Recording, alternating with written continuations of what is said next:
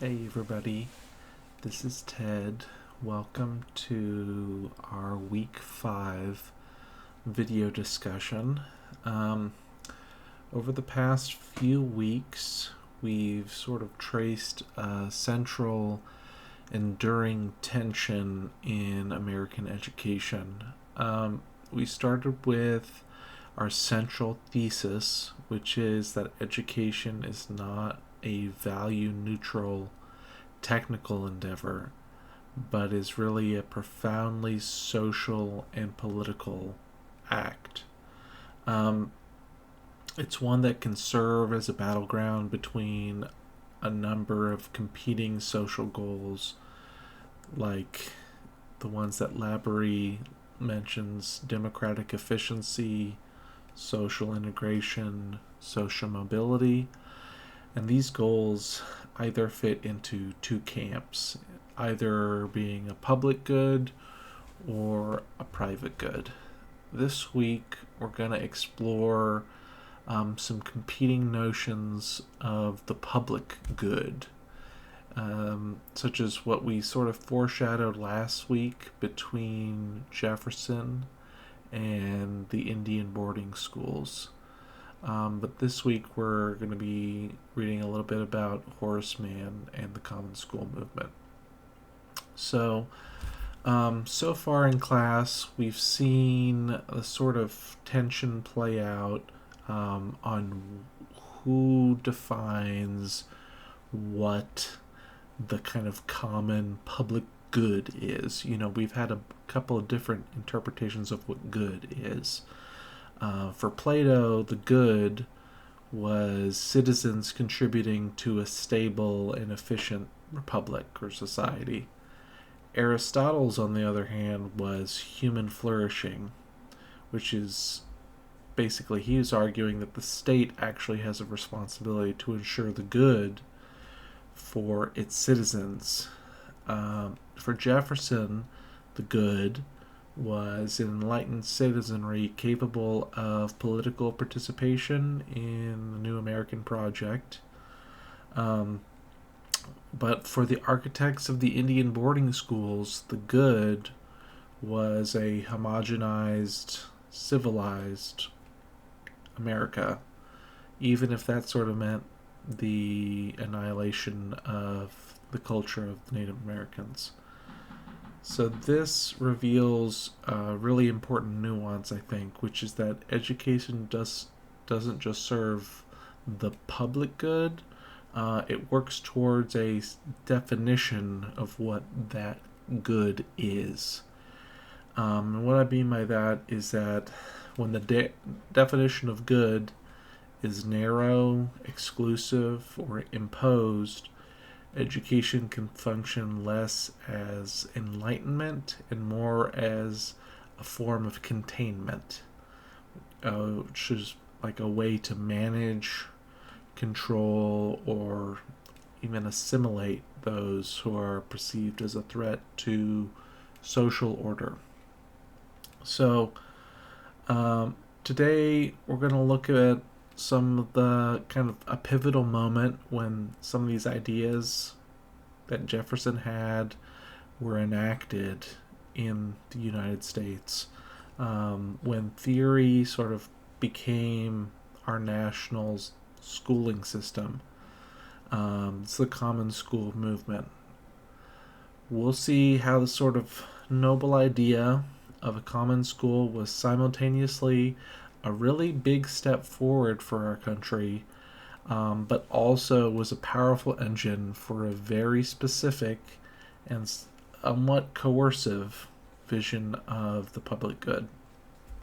So, to understand Horace Mann's crusade, we have to kind of feel first the palpable fear among the Anglo-American elite in the 1830s when some of this stuff started happening. The nation was sort of seeming to be fragmenting. The sort of 13 colonies had declared independence. They were nominally all from England. but now there were new waves of immigration, and the people coming to the new United States were not necessarily even English. Um, you might recall our reading from the first week, a little bit of the introduction, and a little bit after that, Graham sort of talked a little bit about this. Um, for policymakers, the school was basically envisioned as the primary tool for containing social change. And this containment had three separate goals. The first was political containment, which meant sort of with the rise of universal white male suffrage. At one point we only had property owners. But once everybody who was white and male was able to vote, there was this fear of the ignorant masses could lead to an unruly democracy. They wouldn't know what the good was.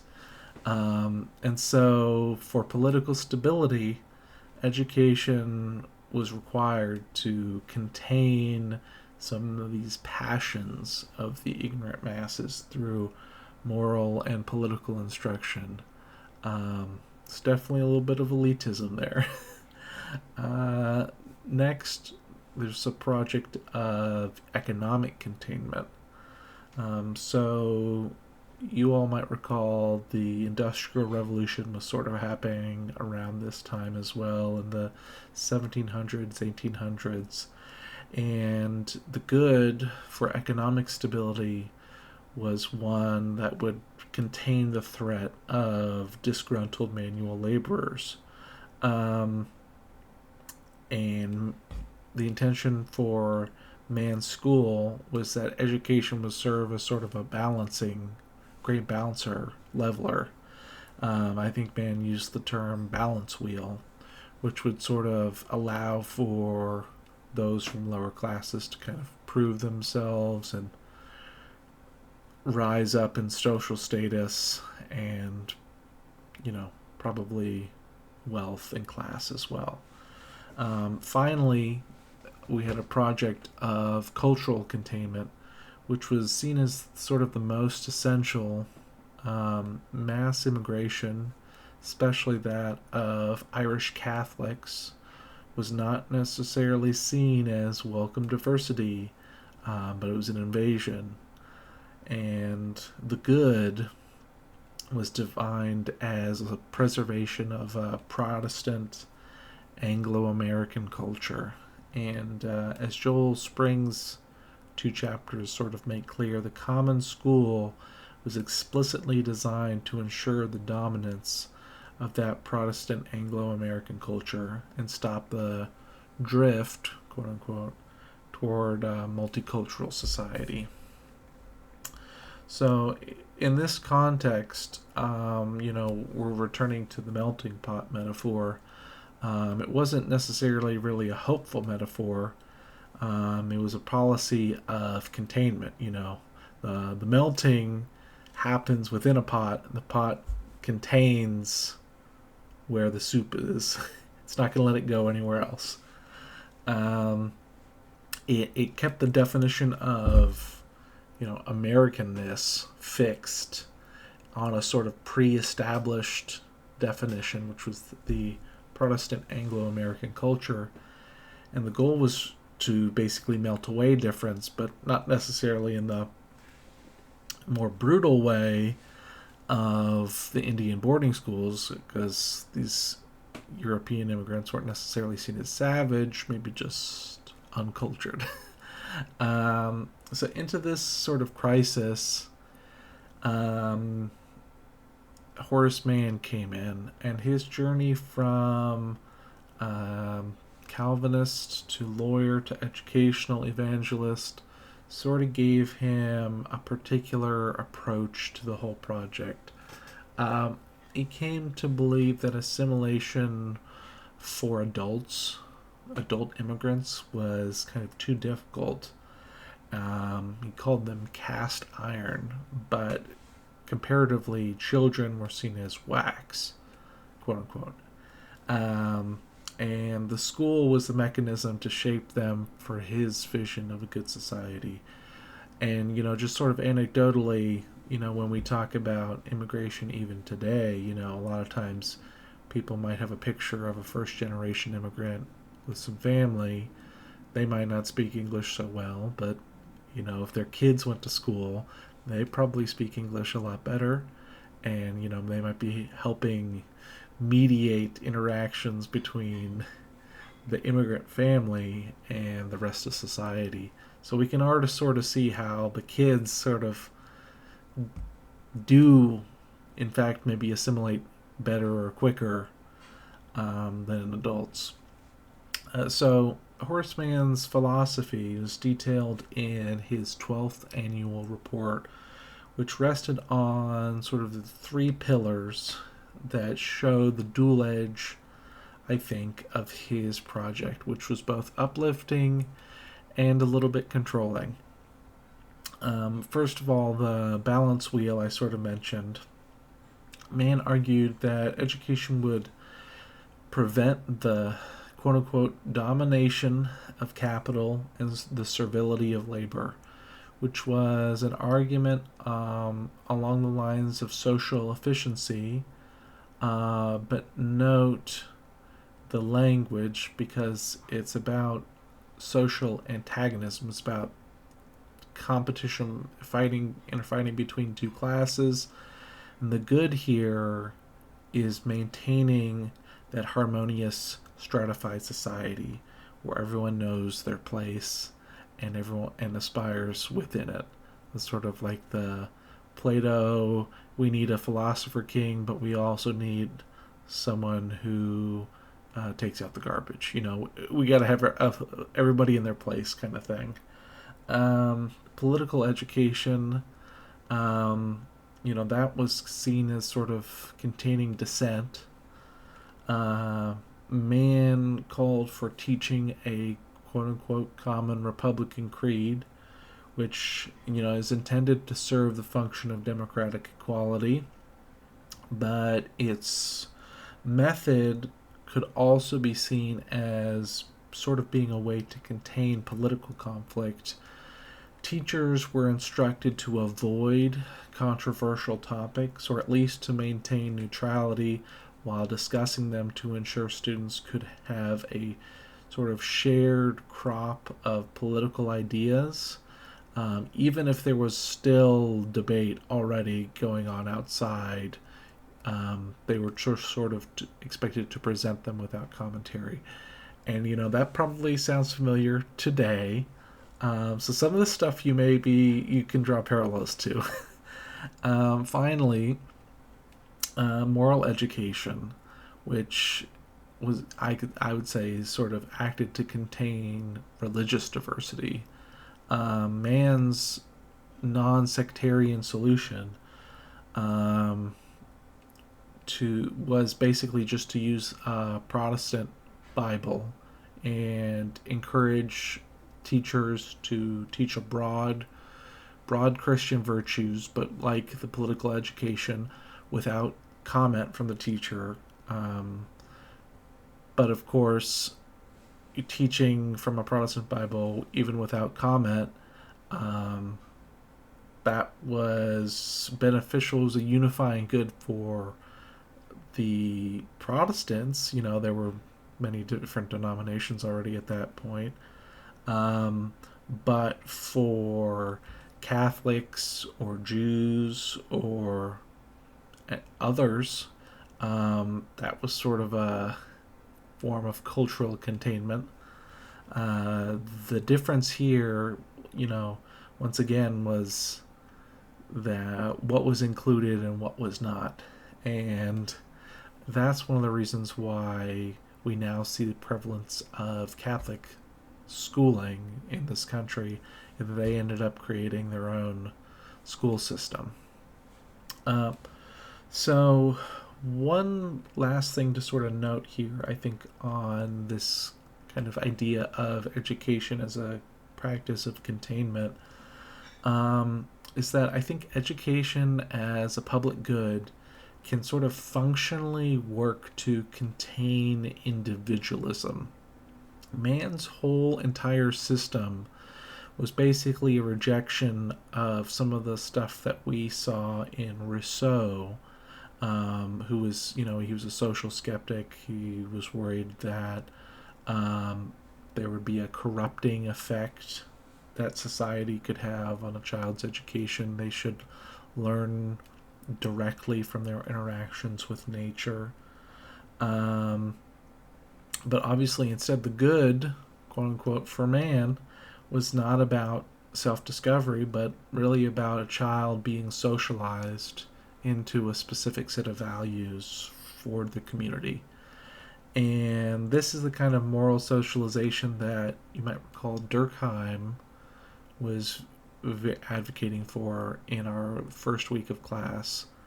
And I think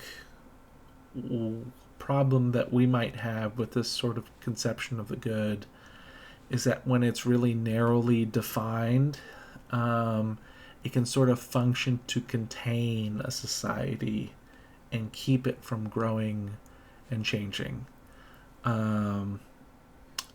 So let's talk now about what the common school was in practice. So what did it do?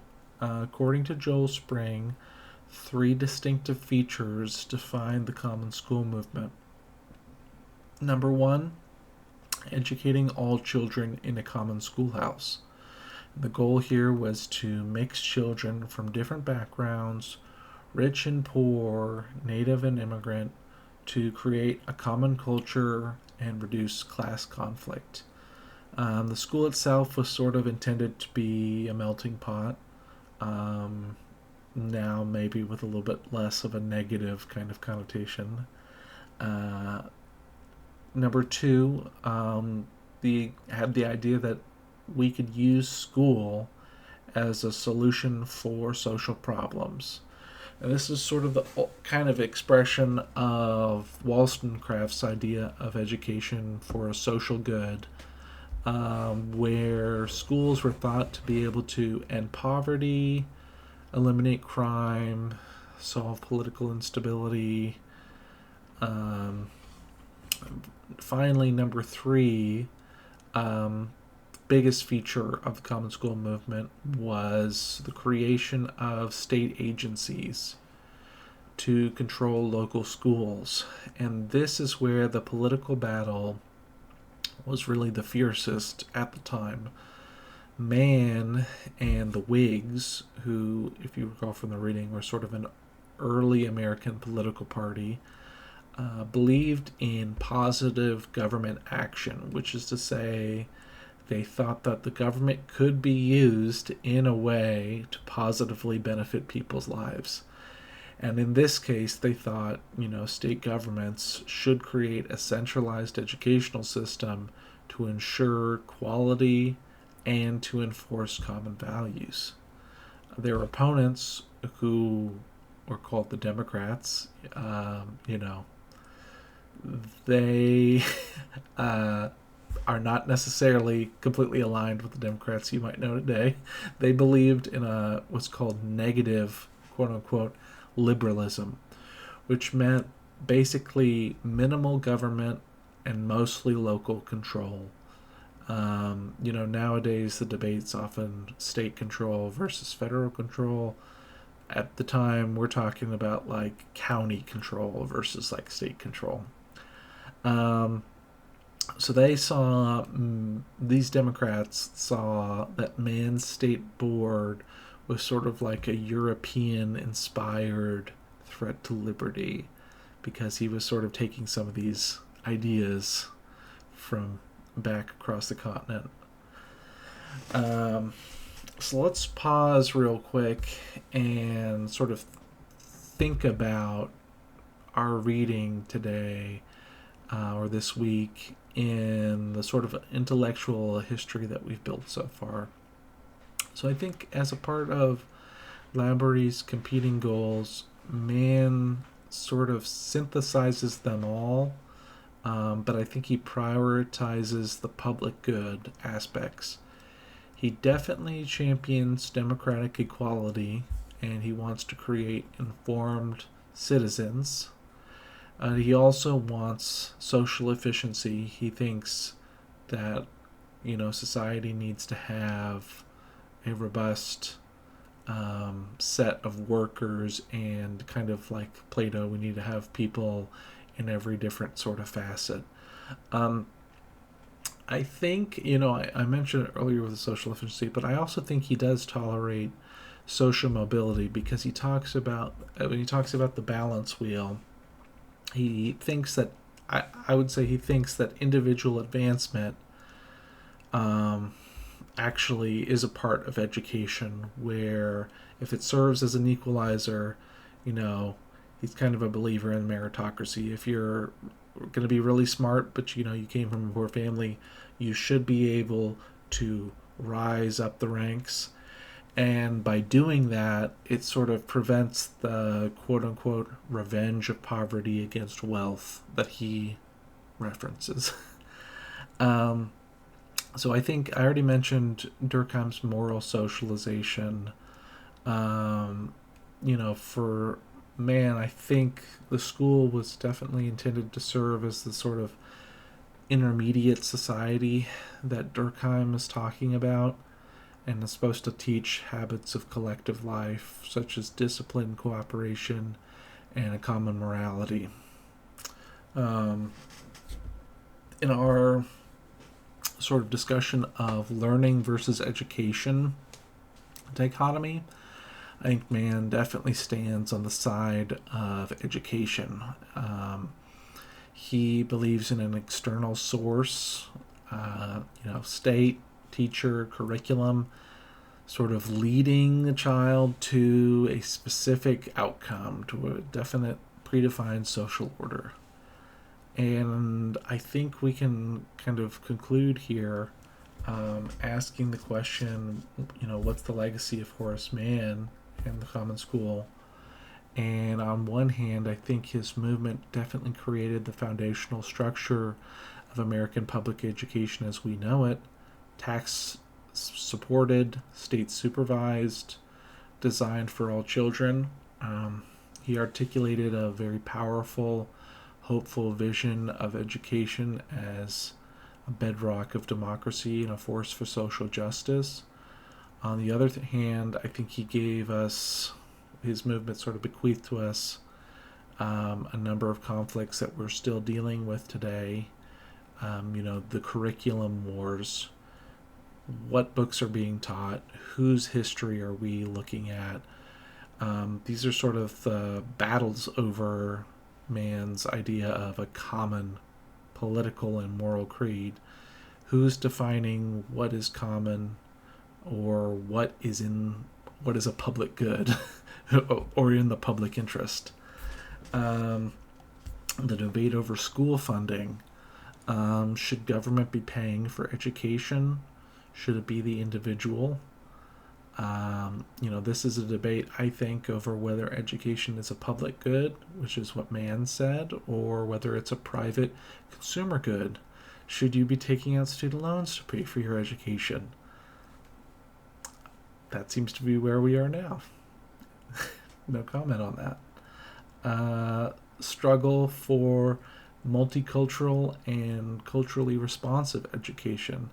I think this is sort of a direct challenge to the project of social containment, which was sort of the Anglo-Protestant foundation of the Common School. So I think the Common School was, once again, built on sort of a paradox. The hope was that it would be a system to create unity, transmit a common culture, but we also still have the need for diversity and to be able to foster individual critical thought.